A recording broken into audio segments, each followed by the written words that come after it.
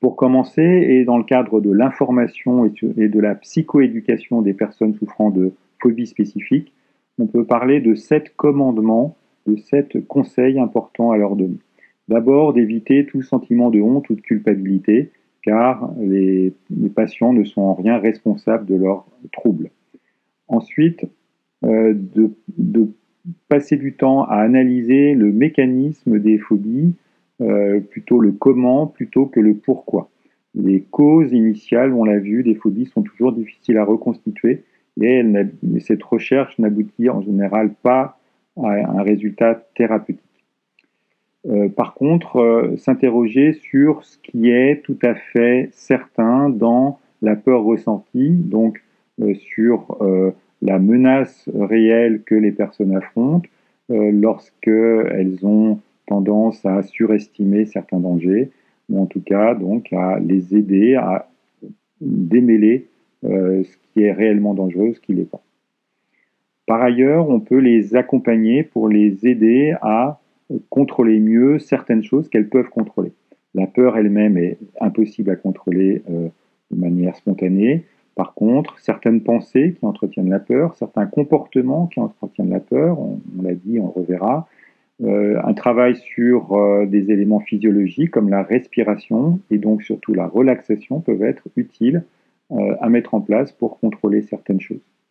Par contre, il faut également accepter de ne pas tout contrôler, de ne pas pouvoir tout contrôler, en tout cas à tout moment. C'est le cas de la peur, évidemment, mais c'est le cas aussi de certaines situations, certaines conditions de l'environnement qu'on ne peut pas contrôler de manière complète, sans pour autant que cela crée un danger majeur supplémentaire. Enfin, il faut également être dans une attitude de bienveillance envers soi-même, car les efforts à produire ne sont pas simples et il est toujours utile d'entretenir la motivation et d'entretenir une certaine indulgence envers soi-même pour avancer dans ce combat contre la phobie, et qui consiste également à accepter les aides extérieures, qu'elles soient professionnelles ou éventuellement d'autres personnes qui sont prêtes à aider la personne phobique dans sa démarche. Et puis le principe essentiel que nous allons revoir dans le cadre de ces thérapies, c'est le fait d'aller au-devant de la peur et donc de s'exposer en général aux situations qui sont redoutées, qui est le principe de base de la plupart des thérapies comportementales et en l'occurrence des méthodes d'exposition, comme on dit, l'exposition à la situation anxiogène.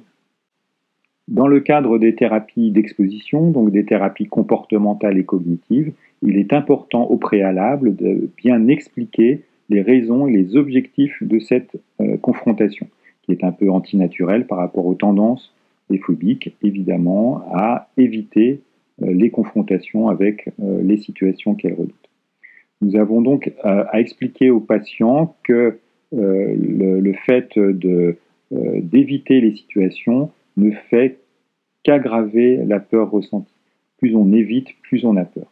Alors que la confrontation en elle-même n'est pas dangereuse, la situation n'est pas une situation réellement dangereuse, et surtout la peur elle-même n'est pas dangereuse, on ne meurt pas de peur, il est essentiel d'avoir cette notion en tête.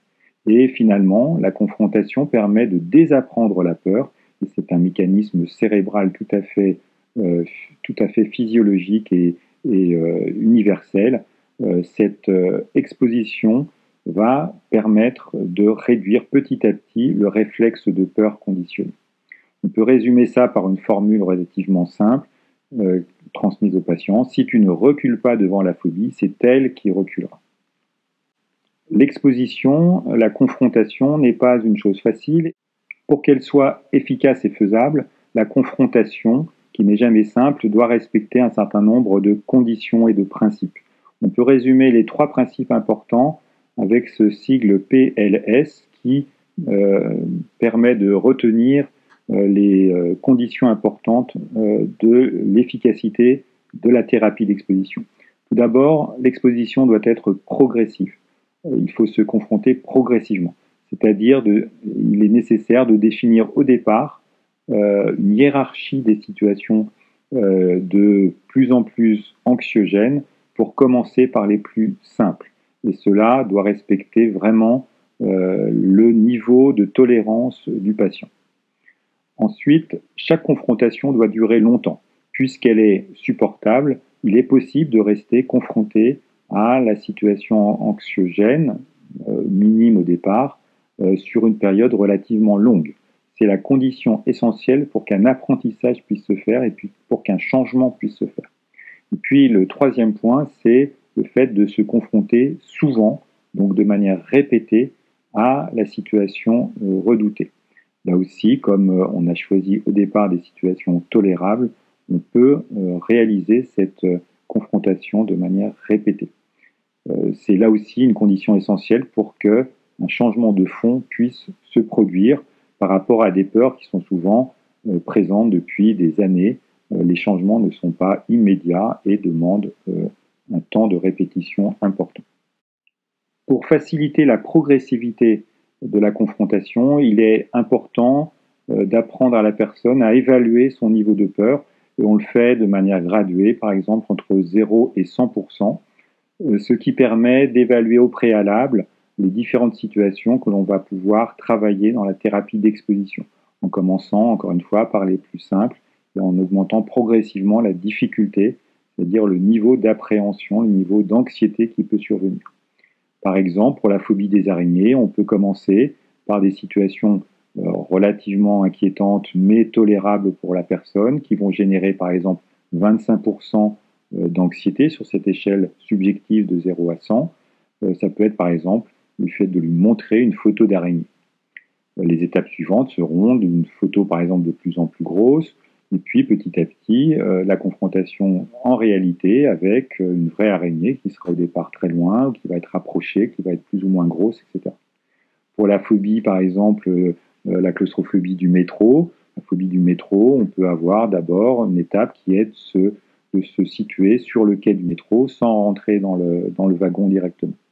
Ou pour la phobie de la voiture, avant de démarrer, avant de se confronter à la conduite elle-même, on peut passer un temps d'exposition à la voiture elle-même à l'arrêt en s'asseyant au volant pendant un certain temps.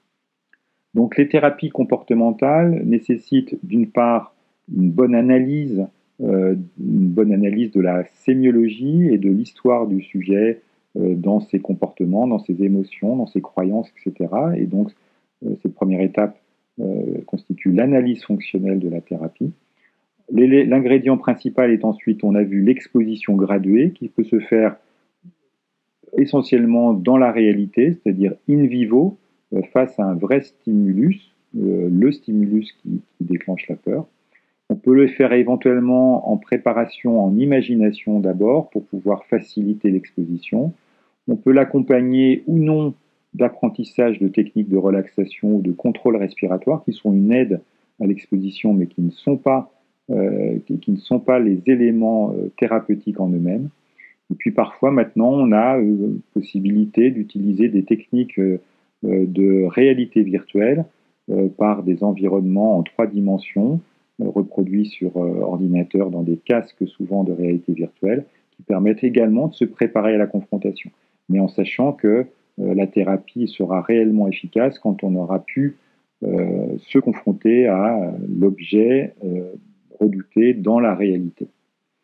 Il est parfois utile d'avoir recours à des techniques qu'on appelle de restructuration cognitive, qui en fait travaillent sur les croyances de la personne lorsque réellement elles sont dysfonctionnelles, ce qui est assez rare. Lorsque la personne a des croyances, on peut dire, surévaluées sur le danger, par exemple, d'une situation. Donc, ça peut demander quelques séances de discussion cognitive. Et puis, il faut ensuite toujours travailler sur la généralisation de la désensibilisation et obtenir ainsi un maintien à long terme de l'amélioration obtenue. Donc, on va pouvoir passer en revue plusieurs types de situations angoissantes initialement pour installer la désensibilisation de la peur. Au total, en environ 12 à 15 séances, qui est une moyenne, parfois moins, parfois un petit peu plus, on obtient un résultat satisfaisant ou très satisfaisant dans plus de la moitié des cas, on dit environ 50 à 70% des cas, ce qui est plutôt un très bon résultat par rapport à la plupart des troubles traités en psychiatrie.